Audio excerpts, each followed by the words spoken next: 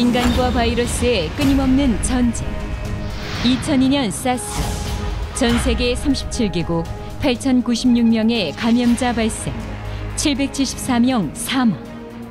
2009년 신종플루. 전 세계 214개국에서 대유행, 14억 명 감염, 24만여 명 사망.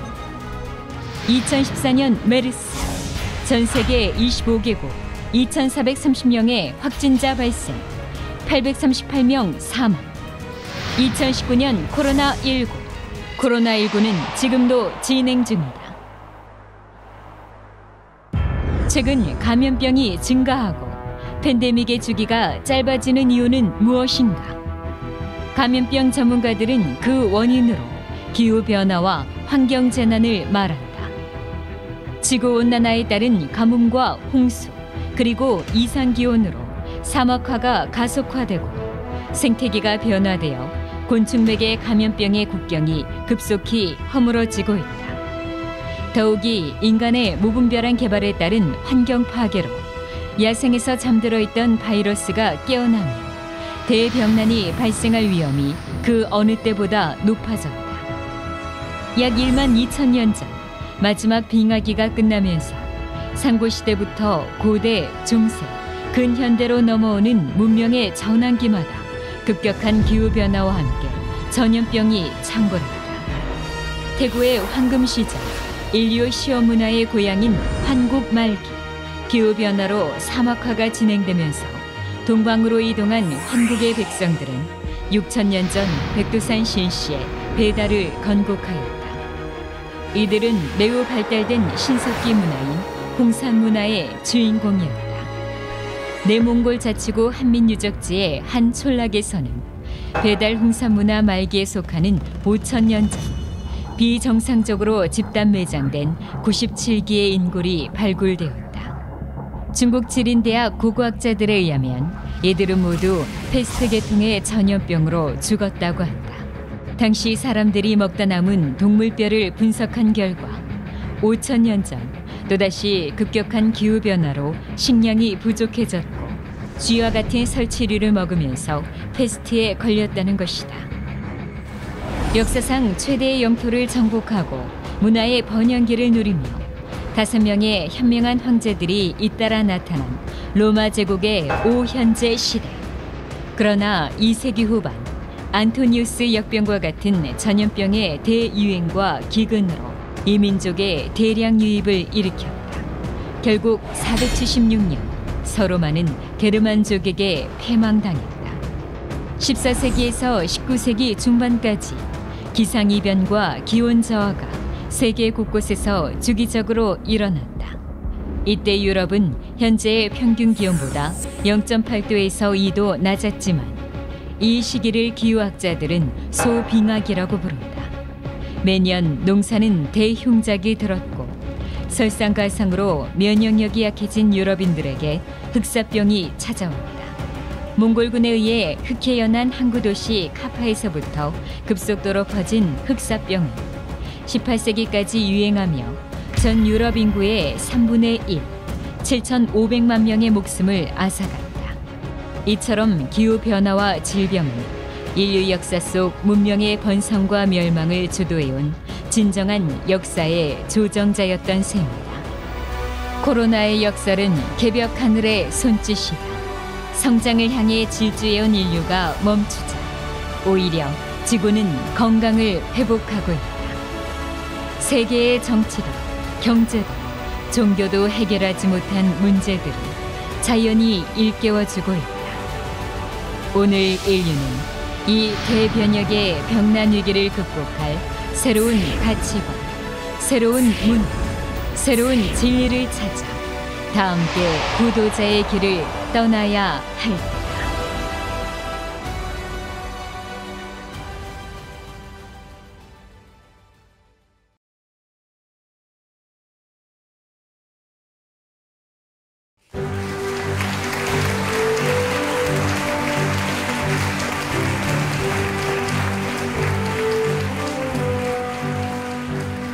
안녕하세요.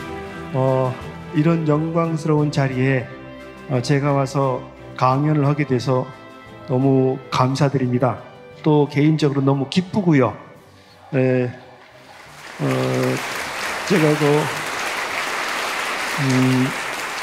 우리 상고사 연구를 해보겠다고 1992년도에 중국으로 유학을 갔습니다. 중국 유학 가서 이제 만주 지역 가서 우리 상고사 공부를 해봤는데, 그때 제 박사학위 논문이 오늘 여러분들한테 발표하는 그 기후, 질병, 그리고 고대사라는 주제였습니다. 그런데 제가 중국에서 길림대학교에서 박사학위를 받았는데, 박사학위 그 논문 중간 심사에서 그 많은 양이 그 삭제 요청이 왔습니다. 삭제 요청이 왔는데 그 이유는 변방의 문화, 즉 중국 변방의 문화는 중원 문화의 영향을 받아서 생성되고 발전된 것이지 기후나 질병과는 큰 관계가 없다. 그래서 그때 이제 제 논문에서 그 적지 않은 부분이 그 삭제가 됐습니다. 삭제가 됐는데, 그때는 뭐 제가 학생의 입장에 있었고, 그리고 또 하나는 완벽하지 못한 부분이 있어서 그때는 이제 뒤로 물러섰죠. 물러섰는데, 박사학위를 받고 와서 제가 이제 그 한국의 대학에 재직하고, 특히 인하대학교 그 융합고고학 전공 교수로 부임을 하면서 뭐 욕도 먹는 우리 정부가 욕도 먹긴 하지만은 좋은 일도 많이 합니다. 우리나라 그 정부 교육부의 지원을 받아서 그 몽골, 그리고 일본, 중국, 러시아, 그리고 현재는 미국 하버드 대학교랑도 공동 연구를 진행하고 있거든요.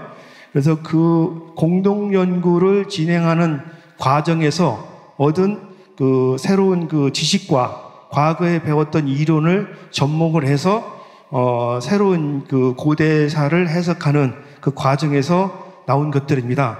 그래서 여러분들한테 오늘 말씀드릴 수 있는 거는 이제 제가 이제 그 학자다 보니까 이렇게 그 개그나 어떤 그런 코미디적인 거는 적지만은 다큐 쪽에서는 굉장히 중요한 내용 같아서 여러분들한테 말씀을 드리는 겁니다.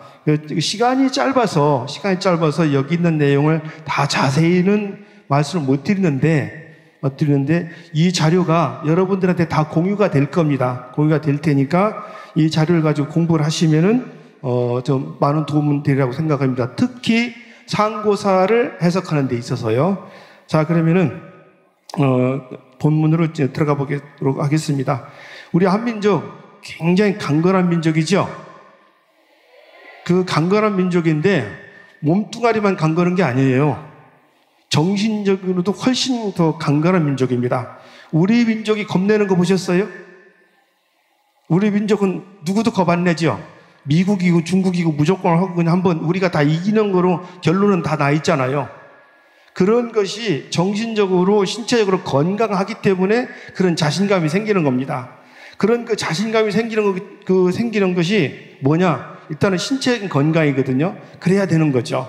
자, 그런데 그게 어디서 왔을까 이제 한번 생각을 해봐야 되죠. 우리 그 민족들이 주로 활동 지역이 어디였을까요? 남만주 지역이거든요. 남만주 지역인데 지금 동그란 표시한 그 지역이 우리 민족들이 활동하던 그 지역입니다. 그 지역은 지역에 우리 민족들이 다 일어나고 아까 여러 선생님들께서 강조하셨던 한민족의 기원 그리고 환국이든 고조선이든 다 거기서 일어났거든요. 일어난 그 지역이 우리 역사에 대한 기록이 많이 남아있지 않습니다. 기록이 많이 남아있지 않으니까 우리가 무슨 얘기를 하더라도 일각에서는 대부분이죠. 야, 그런 게 사실적으로 증명이 가능하냐 이렇게 비아냥거리기도 하고 비웃기도 하고 심지어는 아예 무시해버리죠. 그러다 보니까 이제 우리 역사는 이렇게 됐다라고 얘기를 하는데 왜 이런 구체적인 기록이나 이런 자료들이 남아있지 않아서 우리 이렇게 곤혹스럽게 하나 이런 생각도 가끔 듭니다.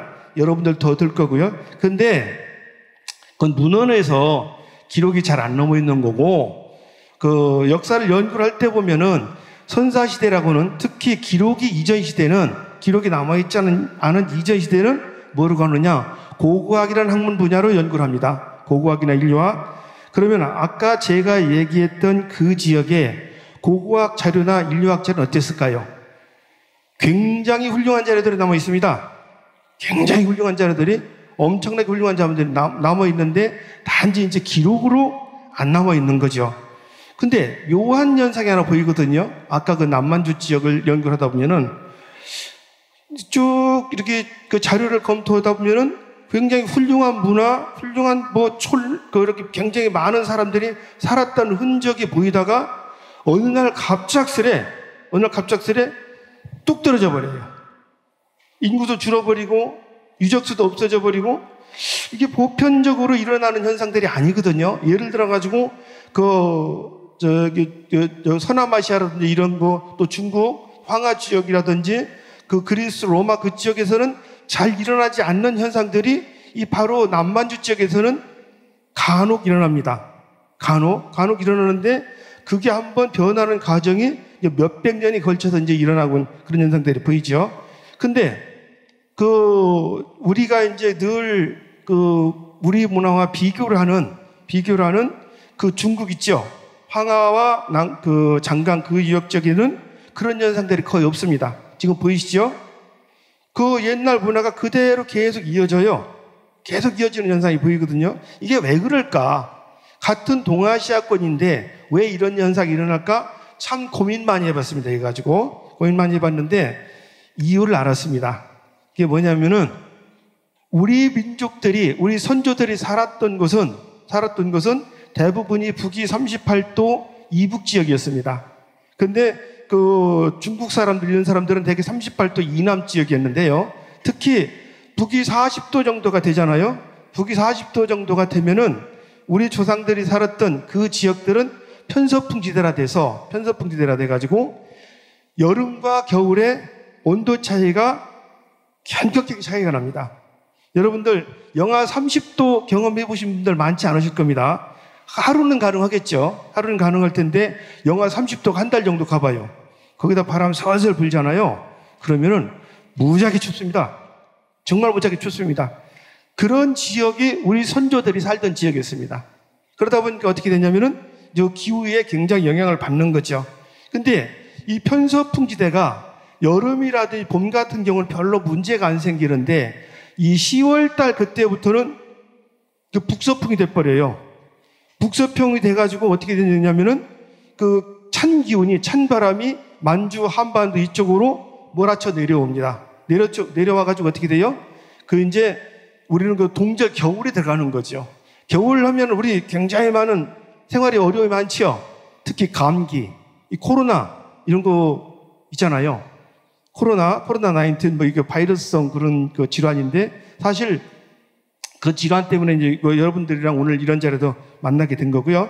바로 그 시기에 10월 중순쯤부터 해서는 어떻게 됐냐면은 여러분들의 선조가 살던 만주 지역에는 차고 건조한 기후가 계속됩니다. 차고 건조한 기후가요. 그러니까 평균 기온이 5도씨 이하, 그렇게 하고 습도가 30% 그 정도, 또 30% 이하 되는 기후들이 계속해서 유지가 됩니다. 그러면은 거기에 따라서 이제 병이 생기는 거죠. 병이 생기는데 그 병을 우리 이제 가끔 이제 돌림병이라고 그러고 여러 가지 얘기하는데 의학계는 감염병이라고 그러더라고요. 그 감염병이 생기면서 그 피해가 이제 엄청나게 생기는 거죠. 여러분들 우리 가끔 얘기하는 스페인 조류독감 아시죠? 그 스페인 조류독감 같은 게 바로 그런 겁니다. 그렇게 하고 흑사병 이런 감염병이 창궐하면서 거기에서 어떤 병균이 오느냐에 따라 가지고 그 사회가 완전히 무너질 수도 있는 겁니다. 완전히 무너질 수 있는 거예요. 여러분들 요즘 코로나19이라고 해서 전 세계가 난리가 났죠. 그죠? 난리가 났는데 사실 스페인 조류독감이라든지 그 이전에 흑사병이라든지 그런 질병에 비해서는 피해가 훨씬 적어요. 적은데도 불구하고 어떻게 돼요? 전 세계에서 그걸 막기 위해서 굉장히 노력을 하죠. 그렇죠? 그래서 오늘 이제 그런 노력 때문에 여러분들이랑 참 이렇게 이전에는 생각지도 못했던 그런 자리가 만들어지고 그렇게 이제 여러분들과 같이 만나는 건데 바로 그 국가별로 그렇게 그 전염병을 막는 거는 어쩌면은 그 전염병이 확대 발전돼 가지고 한 나라도 없앨 수 있기 때문에 그런 겁니다. 그래서 초기에 이제 막는 거거든요. 막는 거 있는데 그런 노력들이 이제 우리도 굉장히 이제 우리 그 역사에도 나옵니다. 근데 이제 질병을 얘기를 할 때 하나를 잘 봐야 되는 게 여름에 있죠. 여름에 일어나는 질병과 겨울에 일어나는 질병은 좀 차이가 있습니다. 여름은 이른바 세균성 질병이라고 해서 요새는 거의 안 나타나죠. 장티푸스, 이질, 콜레라 이런 것들이거든요. 그런데 겨울은 감기라고 해가지고 이제 그 바이러스성 그 질병들이 굉장히 창궐을 해요. 그런데 여름에 일어나는 질병들은, 세균성 질병들은 피해 지역이 제한적입니다. 그리고 기후가 바뀌면은 많이 줄어들거든요. 그런데 이 바이러스성 질병은 어떻게 되냐면은 그 피해 지역이 계산이 안 돼요, 이 지역은. 그 기후대가 설정되는 지역은 다 전파가 됩니다. 그러니까 저쪽 북쪽, 지금 우리 서로 있는 1000km 지점에서 있었던 병이 2, 3일 내에 1000km 이동해 와서 우리한테도 전염이 될 수가 있는 거죠. 콜레라나 이질 그런 병 그렇게 안 됩니다. 자, 바로 그 바이러스성 질병이 만주 지역에서는 10월 중순 이후에 시작된다는 거죠. 그래서 이제 그런 병이 시작되니까 우리 기록에도 보면은 그 병을 막으려고 굉장히 노력을 합니다. 그 일본 사람들 만든 조선사를 쳐다보면은 비판이 아니라 욕이 슬슬 나오죠. 여기 또 이제 각자 다양한 욕이 나올 정도로 이제 화가 나는 것들이 있거든요. 왜 그러냐면 그 중에 하나가 이런 전염병이라든지 이런 걸 기록을 안 해놔가지고 우리가 역사 연구를 못하게 된 거죠. 그런데 조선시대 때 기록을 보니까요, 그 만주 지역에서 돌림병이 시작됐다 그러면은 우리 정부에서 만주 지역 상인들을 다 발을 끊는 거예요. 못 오게 하는 거예요. 못 오게 해서 국경선 있잖아요. 국경선 거기서만 서로 그때도 지금 마스크 썼겠죠. 마스크 쓰고 팔고 사고 그리고 이쪽으로 이제 우리도 그쪽으로 안 가고 그쪽 사람도 이쪽으로 못 오게 정책적으로 그렇게 했더라고요. 이제 그런 거를 볼 때 지금이나 옛날이나 똑같은 거예요. 지금이나 옛날이나 똑같은 거죠. 그래서 내 이 기록을 쭉 찾아보고 나서 이랬구나. 그래서 이제 이 기록을 근거로 해가지고 우리 역사에서는 어떤 일이 있었나 하고 내가 이제 쭉 이제 한번 봤습니다. 자, 아까 여러분 홍산문화 얘기 많이 들었죠? 또 여기 안경대 이사장님이나 다른 분들한테 안 들었다 하더라도 홍산문화에 대해서는 굉장히 많은 얘기를 들었을 겁니다. 자, 제가 볼 때는 홍산문화라는 문화는 뭐냐면은 우리 한민족의 형성기 문화입니다. 형성기 문화인데 그 홍산문화는 아까 얘기했던 그 남만주 지역에서 발전하기 시작한 문화거든요. 그 문화는 사실 굉장히 엄청나게 발전합니다. 엄청나다는 건 여러분들은 지금 이 시대를 살으니까 우주에 날아가는 그런 그 시대에 살으니까 그 엄청나다는 의미를 잘 이해를 못 하실 건데 고고학이나 인류학을 하는 제가 볼 때는 홍산문화라는 그 시기 문화는 실제 오늘 여러분들이 구가하는 그 과학기술 있잖아요. 과학기술의 기본이 갖춰지기 시작할 정도로 해탁할 정도로 기본적인 문화가 만들어진 시기입니다. 그러니까 그 문화는 나중에 연구 결과가 나오겠지만은 천문관측은 천문대도 나왔고 그렇게 하고 조각이라든지 이런 걸 보면은 완전히 정형이 딱 규격화가 되는 그런 과학이 발달되는 그런 시대의 문화거든요. 그런데 그 문화가 하루아침에 없어집니다. 하루아침에. 그러니까 발굴 같은 자료를 보면은 어떤 문화든지 그게 이제 생성 발전 다니고 이런 어떤 그 순서가 있거든요. 그런 순서가 있는데 홍산 문화가 무너지는 데 이렇게 가다가 이렇게 꺾어져 버려요. 이게 어떤 일일까? 전쟁이 나도 이렇게는 안 일어납니다. 전쟁이 나도 한 나라가 무너질 땐 무너지는 건 무너지는 거고, 근데 이게 비슷하게 뭔가 변하는데 바로 이 홍산 문화가 무너지는 와해되는 과정에서는 이렇게 갔다가 낭떠러지고 뚝 떨어지는 현상이 나거든요. 이게 왜 그럴까? 참 굉장히 많이 확인하러 다녔습니다. 이 문화들을. 이런 현상이 왜 그럴까 그랬는데, 어느 날인가 제 학생이 찾아와서 하나 얘기를 해요. 내몽고 하민 유적이라고 갔는데 거기에서 보니까 발굴 과정이 드러났는데 사람들이 시체가 무더기로 쌓여 있는 게 발견됐습니다. 그러길래 그래서 그게 몇 구나 되냐 그랬더니 몇십 구인지 몇백 구인지 구별이 안 됩니다. 그러길래 그래? 그런데 그쪽 사람들 뭐 하더냐 그랬더니 뭐 이런저런 얘기를 하는데 전쟁 포로로 죽었다고 그래요. 그러길래 전쟁 포로로 죽었다고? 그래 한번 가보자. 전쟁 포로로 죽었다고 그래서 그러면 시신들이 어떻게 됐냐고 확인해 봤더니 확인 안 됐대요. 그래서 이제 제가 그 자리를 갔습니다. 여기서 나오는데 그 자리를 가보니까 지금 여러분들이 보는 대로 죽음들이 이렇게 어지럽게 쌓여 있어요. 쌓여 있는데 제가 들어가서 그 유골들 몇 개를 직접 봤습니다. 직접 끌어서 봤는데 만약에 전쟁이나 누구 해서 죽음을 당했다라고 그러면은 머리라든지 뼈에 외상이 있어야 됩니다. 머리가 깨졌든지 그런 게 있어야 되거든요. 그런데 그런 흔적이 전혀 안 나왔어요. 전혀 안 나오고 심지어는 이를 봤더니 20세 이하에서 죽은 유골들이 굉장히 많았습니다. 또 남녀 유골들이 막 포개져 있어요. 그러길래 같이 이제 제가 갔던 학생들이랑 그쪽 발굴 관계자랑 얘기하면서 이거는 전쟁으로 해서 죽은 게 아니다. 이거는 질병으로 죽은 거다. 질병으로 죽었기 때문에 시신에 뼈에 외상이 하나도 없는 거다. 그래서 이제 제가 그걸 갖다가 차근차근 뒤져봤더니 자료를 봤더니 그 시기에 거의 그런 현상이 남만주뿐만 아니라 내몽고에서도 발견이 됐습니다. 그래서 그때 굉장히 큰 전염병이 돌았구나. 그렇게 생각이 된 거죠. 그래서 그 전염병이 돌아가지고 그렇게 창성하게 발전했던 홍산 문화가 어느 날 갑작스레 와야 된 거죠. 와야 됐는데 그 와의 기간이 한 500년 정도 가요. 한 500년 정도. 그러니까 한 500년 정도 이제 그 기후가 회복이 안 되는 거죠. 500년 정도 가는데 여러분들 우리 고조선 건국기를 보면은 마늘 먹고 쑥 먹은 얘기 나오죠? 기억나세요?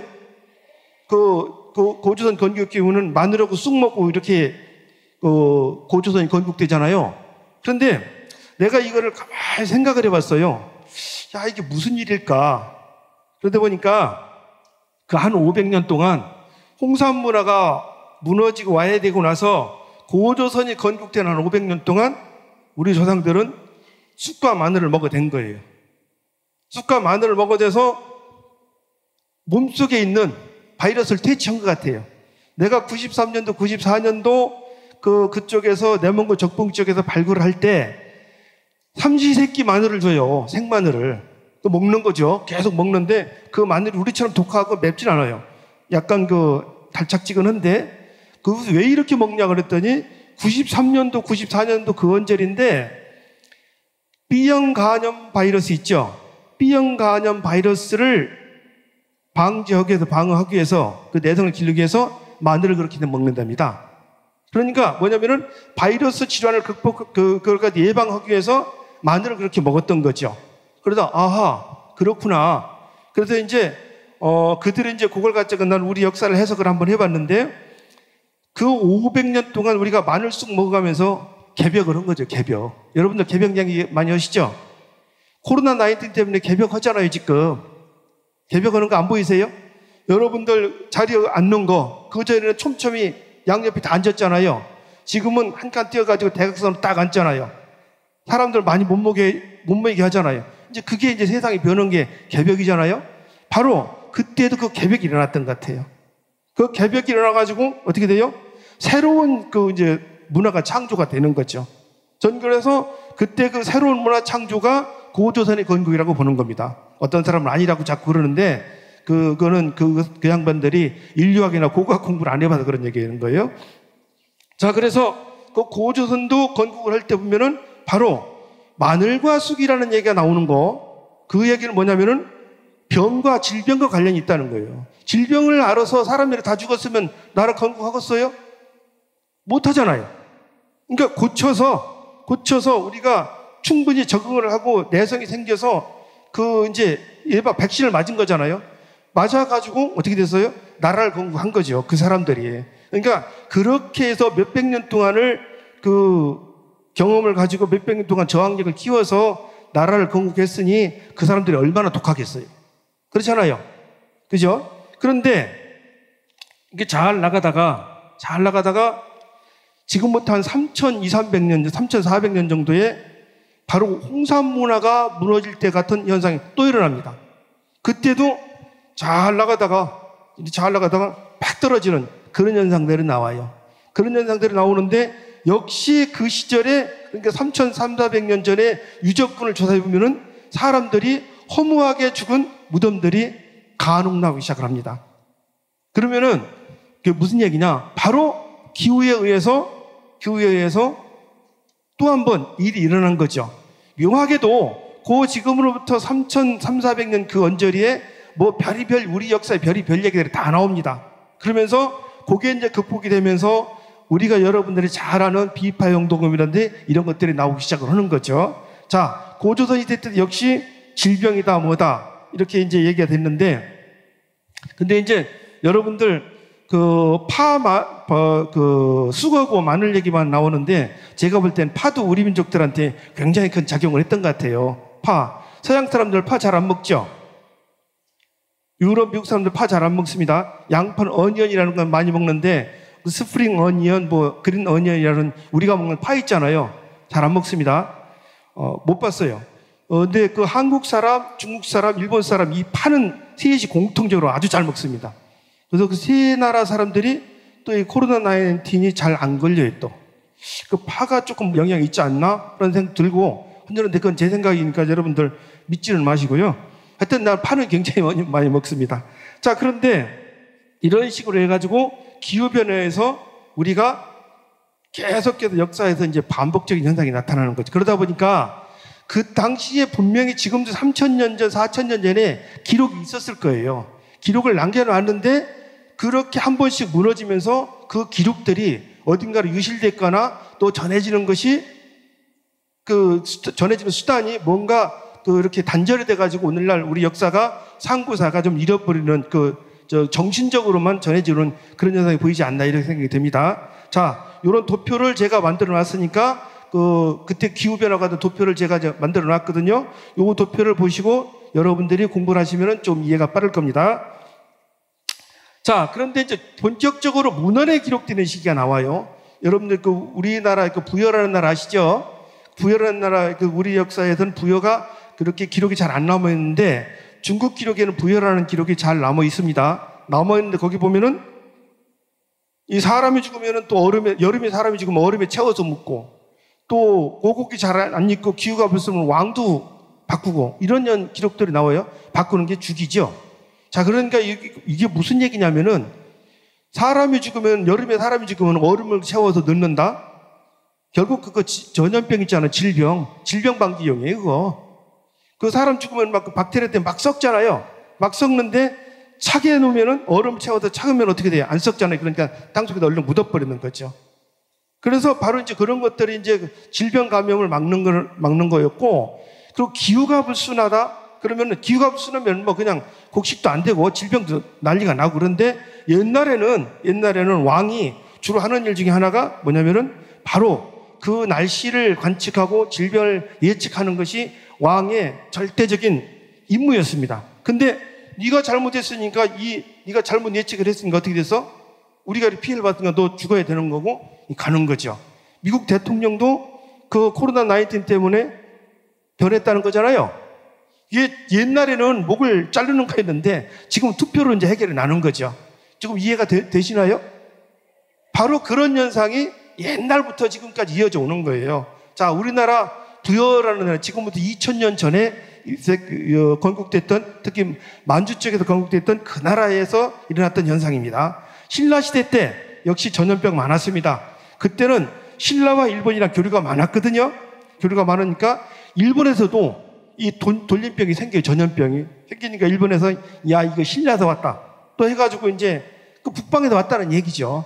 바로 이제 그 일본까지 가서 일본이 또 완전 초토화되는 그런 현상이 보이는 것 같고, 고려 때도 그러고 조선시대 때는 앞에 여러분들한테 말씀드렸던 것처럼 그렇게 굉장히 그 정부에서 나서가지고 그 전염병만 돌림병만 생겼다 그러면 어떻게 돼요?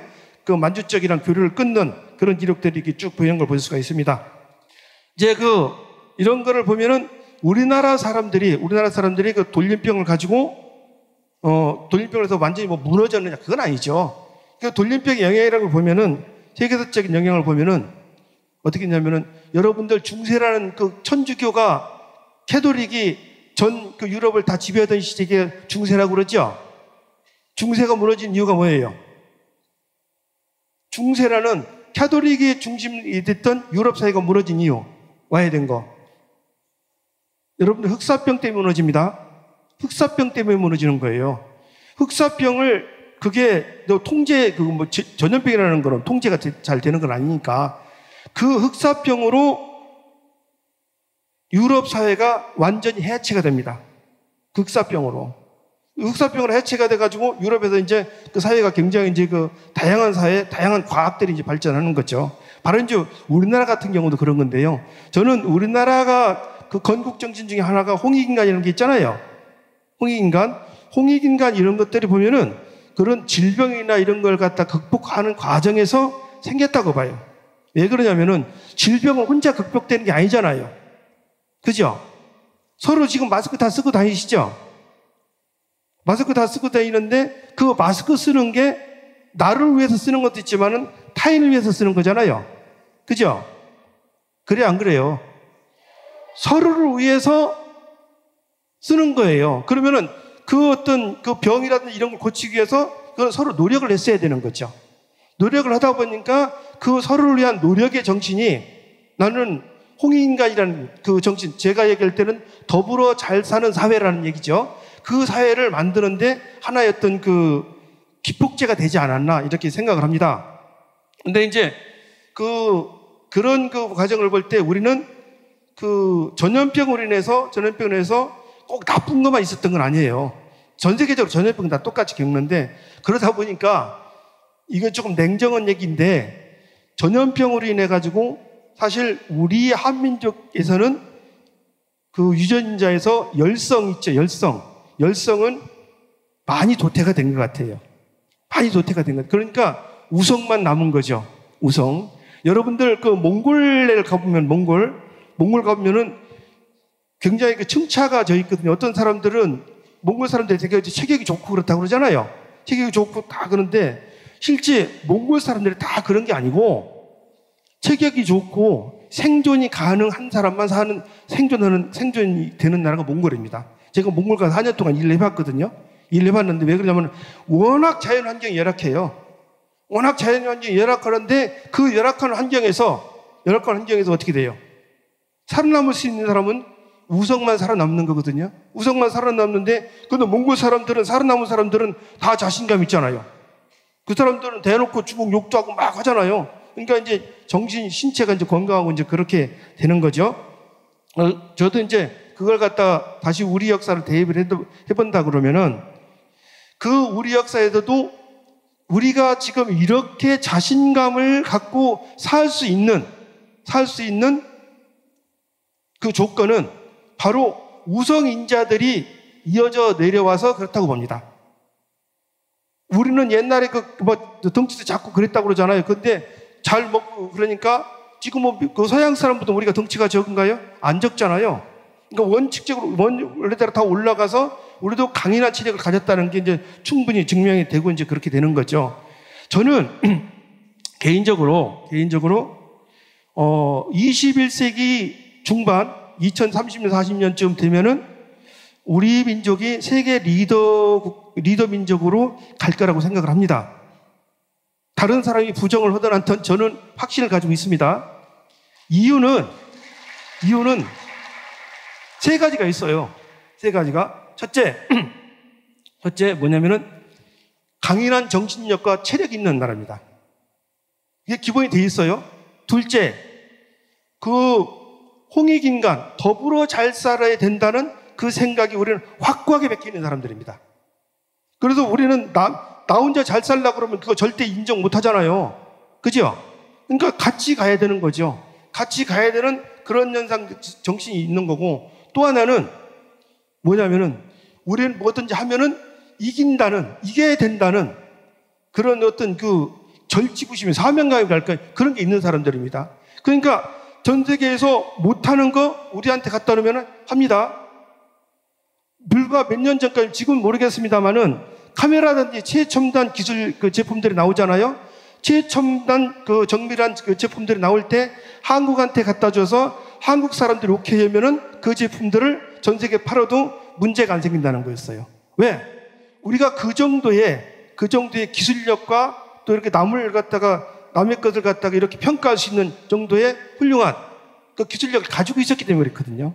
저는 그것이 앞으로 우리 사회 여러분들한테도 계속 적용이 돼서 그 세 가지 때문에 2021세기 중반쯤 되면은 분명하게 세계 리더 국가로 간다고 봅니다. 지금도 세계 리더 국가 됐잖아요.